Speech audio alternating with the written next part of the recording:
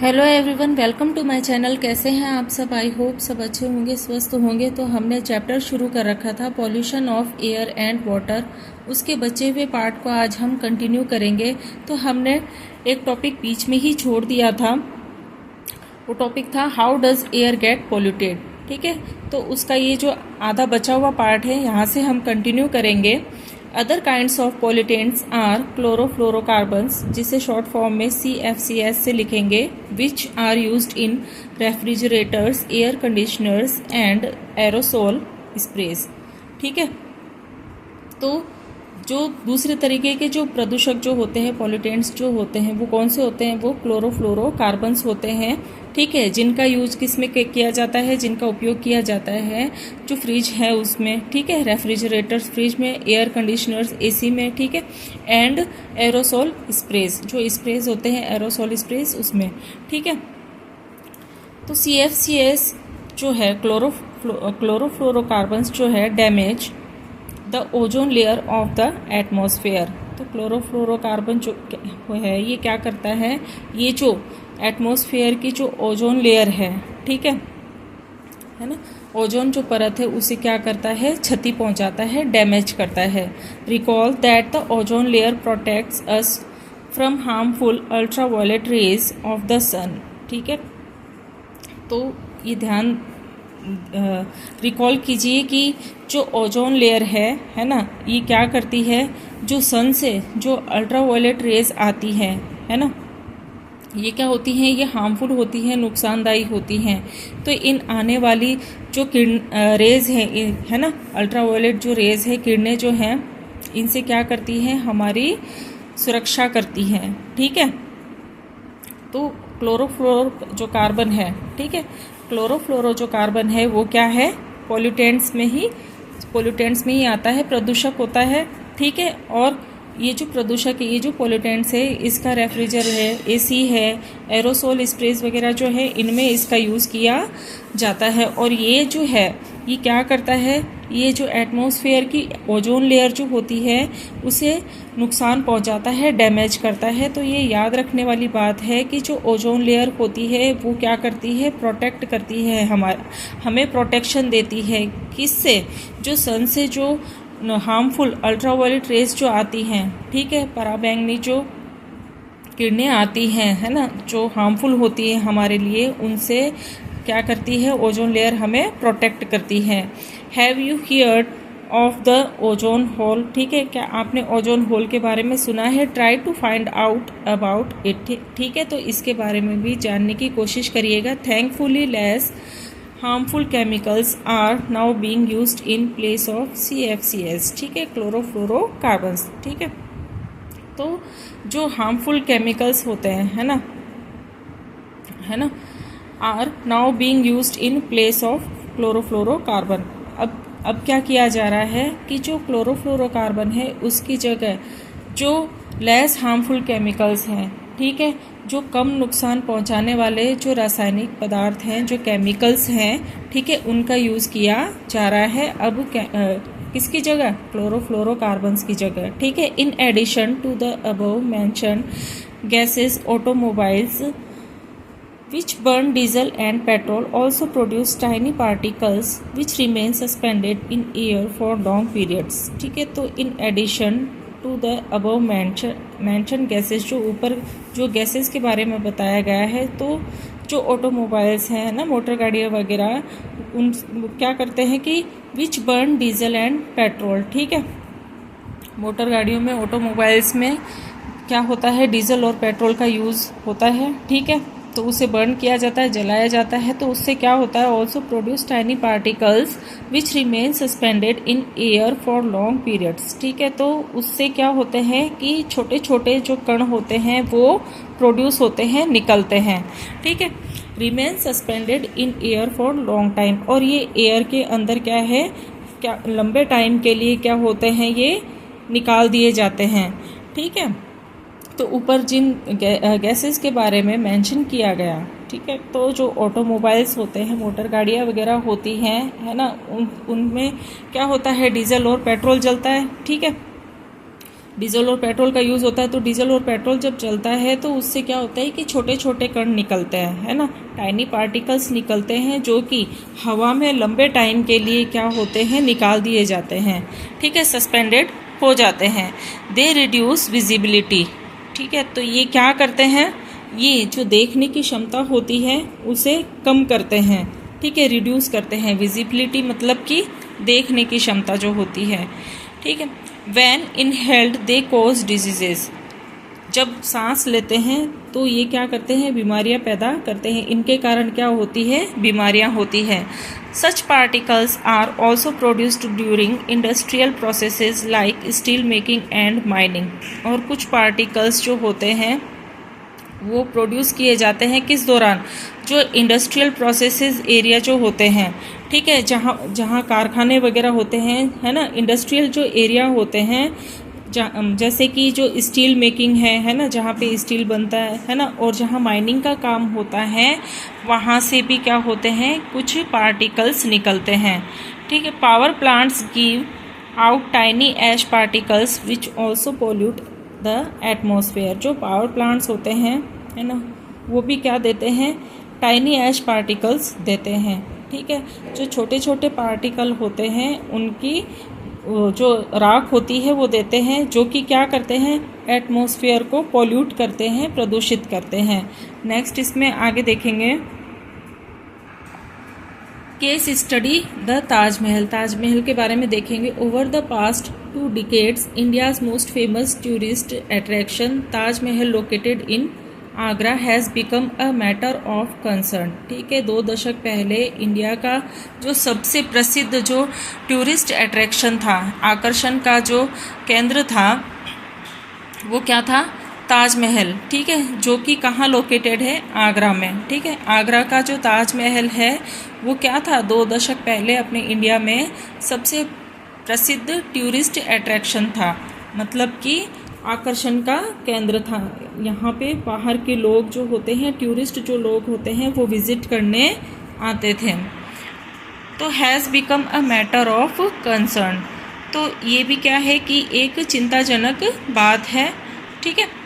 Experts have warned that pollutants in air are discolouring its white marble, experts ने क्या किया है, warn किया है, चेतावनी दी है कि जो हवा के अंदर जो प्रदूषक जो हैं, पॉल्यूटेंट्स जो हैं, वो क्या कर रहे हैं, इस वाइट मार्बल को क्या कर रहे हैं, डिसकलरिंग कर रहे हैं, मतलब कि इसका कलर क्या हो रहा है, कम घटता जा रहा है, ठीक है। इसकी जो चमक है, वाइट मार्बल की जो चमक है वो कम होती जा रही है, डिसकलरिंग हो रही है, ठीक है।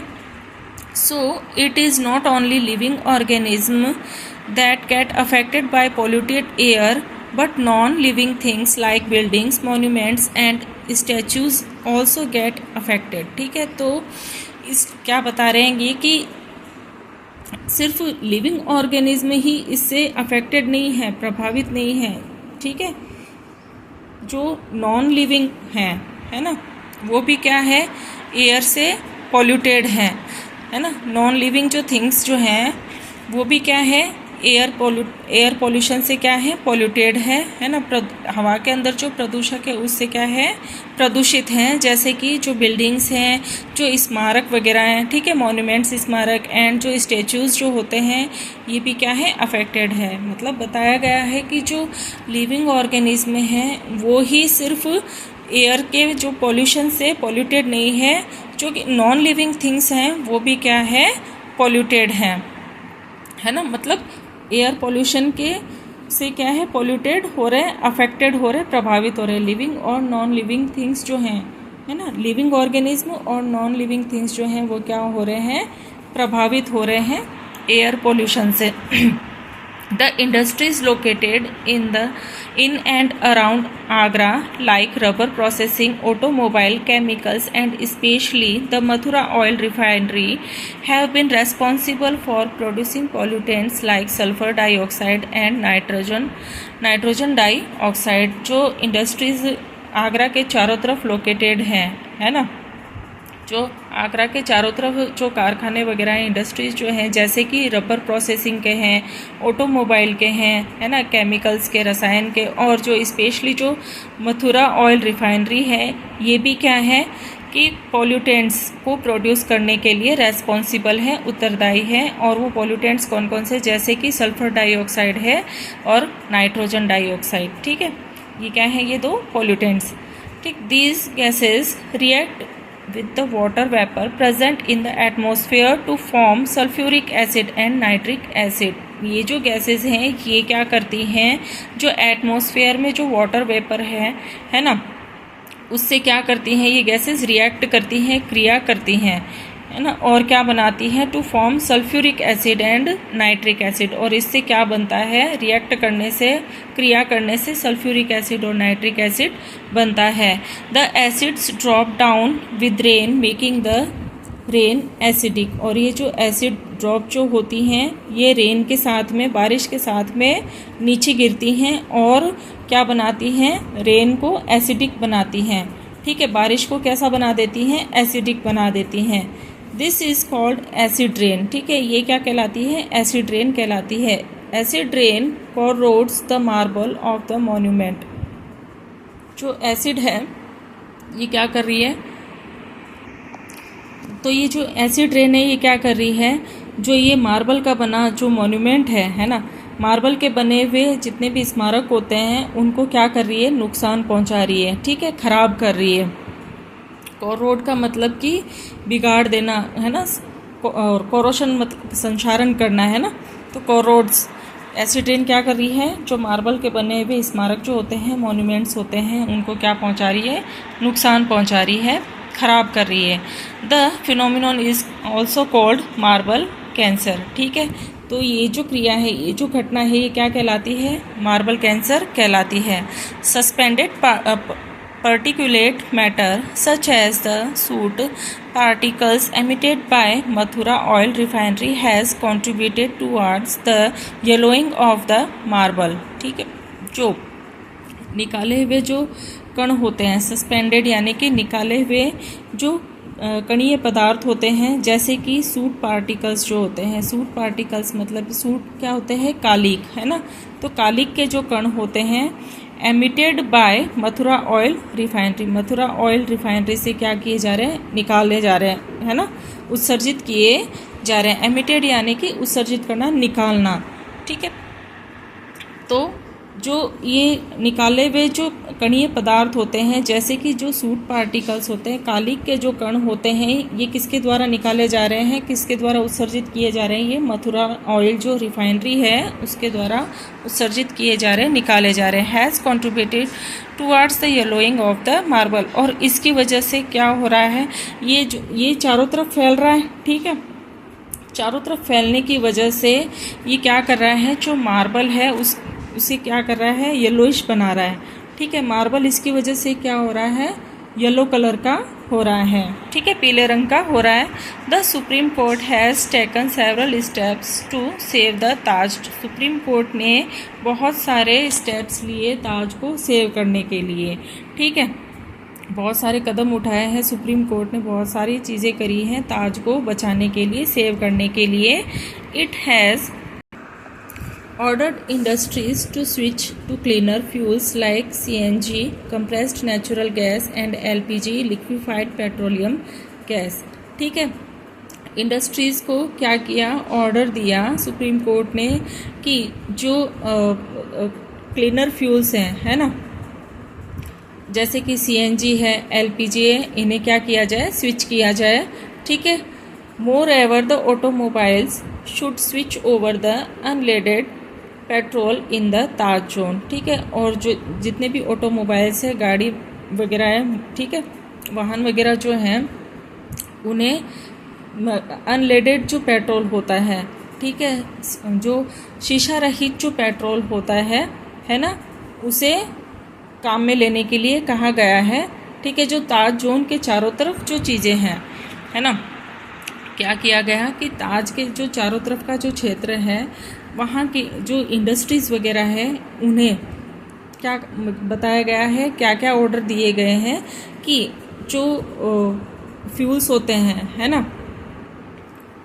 उन जो फ्यूल्स होते हैं उनकी जगह जो क्लीनर फ्यूल्स होते हैं जैसे कि सीएनजी है, एलपीजी है, इन्हें काम में लिया जाए। स्विच टू, है ना, स्विच टू क्लीनर का मतलब यही है कि जो भी फ्यूल्स वो लोग काम में लेते हैं, जो भी ईंधन वो यूज़ में लेते हैं, उसकी जगह किसे यूज़ में लिया जाए, सीएनजी को और एलपीजी को यूज़ में लिया जाए। और जो ऑटोमोबाइल्स होते हैं, मोटर गाड़ियाँ वगैरह जो होती हैं, उनके लिए क्या बताया गया कि उन्हें वो जो भी फ्यूल काम में लेते हैं, है ना, उसकी जगह, है ना, जो भी वो पेट्रोल काम में लेते हैं उसकी जगह उन्हें अनलेडेड पेट्रोल के बारे में ऑर्डर दिया गया। जो शीशा रहित जो पेट्रोल होता है उसे यूज़ में लेने के लिए ऑर्डर दिया गया। ठीक है। Discuss with your elders and see what they have to say about the condition of the Taj 20 और 30 ईयर्स अगो। ठीक है, अपने से बड़े जो हैं उनसे डिस्कस करिएगा कि 20 से 30 साल पहले ताज की क्या कंडीशन थी, वो कैसा दिखाई देता था। Try to procure a picture of the Taj Mahal for your scrap book. ठीक है, कोई ताज महल की एक फ़ोटो खरीदने की कोशिश करिएगा और उसे स्क्रैप बुक में लगाइएगा।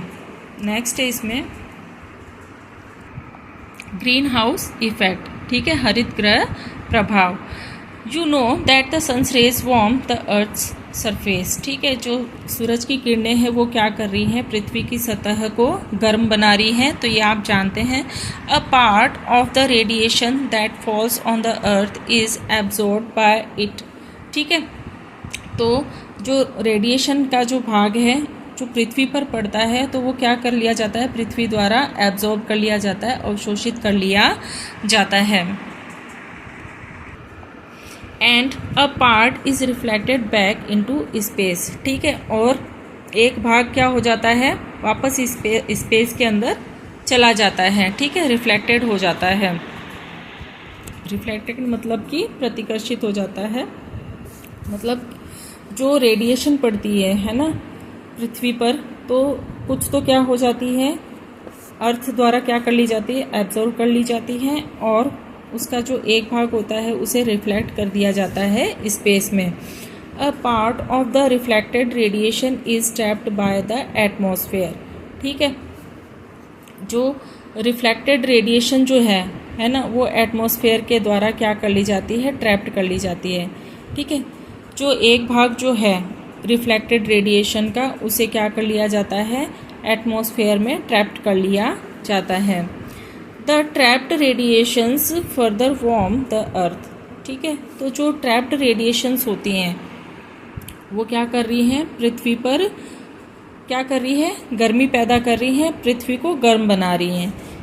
If you have seen a greenhouse in a nursery or elsewhere, recall that the sun's heat is allowed to get in but is not allowed to go out। ठीक है, तो आपने नर्सरी के क्या है, जो नर्सरी में जो ग्रीन हाउस होता है उसे देख रखा है, ये हर कहीं होता है ना, तो आपको ये याद रखने की ज़रूरत है, रिकॉल करने की ज़रूरत है, दोबारा याद करना है कि जो सन्स हीट है, ठीक है, सूरज की जो ऊष्मा आ रही है ना, वो क्या करती है, उसे वो अलाउ करती है, अंदर आने देती है ना, अंदर आने देती है, पर उसे क्या वापस जाने नहीं देती है। ठीक है, जो नर्सरी के अंदर जो ग्रीन हाउस बने हुए होते हैं तो वो क्या करती है, जो सन की जो ऊष्मा आ रही होती है, हीट आ रही होती है, उसे वो अंदर आने देती है, पर वापस उसे रिफ्लेक्ट नहीं होने देती, उसे वापस नहीं जाने देती। ठीक है, the trapped heat warms the green house. ठीक है, तो ये जो ट्रैप्ड हीट है ना, जो ट्रैप्ड हीट वार्म्स है, ये क्या है, ग्रीन हाउस है। ठीक है,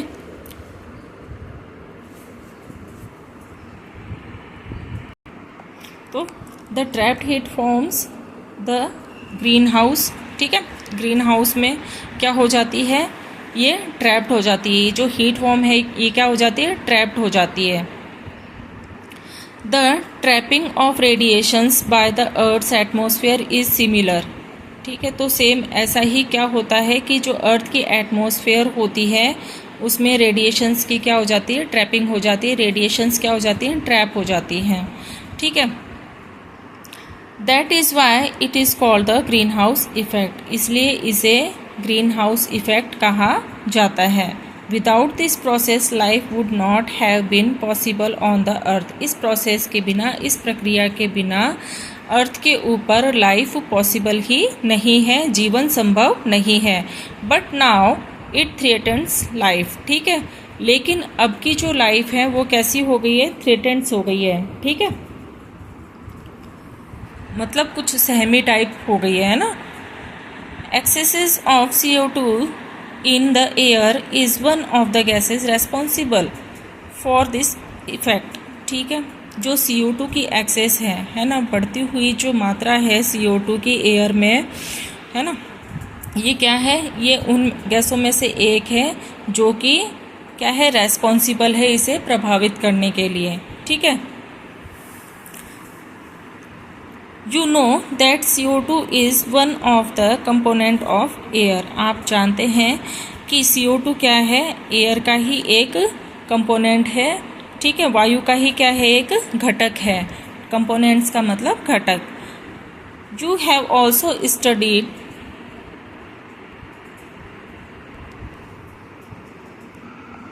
the role of carbon dioxide in plants. आपने कार्बन डाइऑक्साइड के बारे में पढ़ रखा है। ठीक है, तो पौधों में जो कार्बन डाइऑक्साइड है उसका क्या रोल है, इसके बारे में आप पढ़ चुके हैं। But if there is excess of CO2 in the air it acts as a pollutant. ठीक है, लेकिन जब CO2 की मात्रा बढ़ जाती है हवा के अंदर, एयर में, तो ये किस तरह से एक्ट करता है, किस तरह से क्रिया करता है? ये पोल्यूटेंट की तरह क्रिया करता है, प्रदूषक की तरह क्रिया करता है। तो ठीक है, अभी के लिए इतना ही। इससे रिलेटेड कोई भी क्वेश्चन हो तो आप कमेंट सेक्शन में ज़रूर पूछिएगा। इसके बचे हुए टॉपिक को हम नेक्स्ट वीडियो में कंटिन्यू करेंगे। अगर मेरी वीडियो आपको अच्छी लगे तो लाइक कीजिएगा, ज़्यादा से ज़्यादा शेयर कीजिएगा, चैनल पर नए हो तो सब्सक्राइब जरूर कीजिएगा। मिलते हैं नेक्स्ट वीडियो में इस चैप्टर को कंटिन्यू करते हुए। Okay, thank you, bye.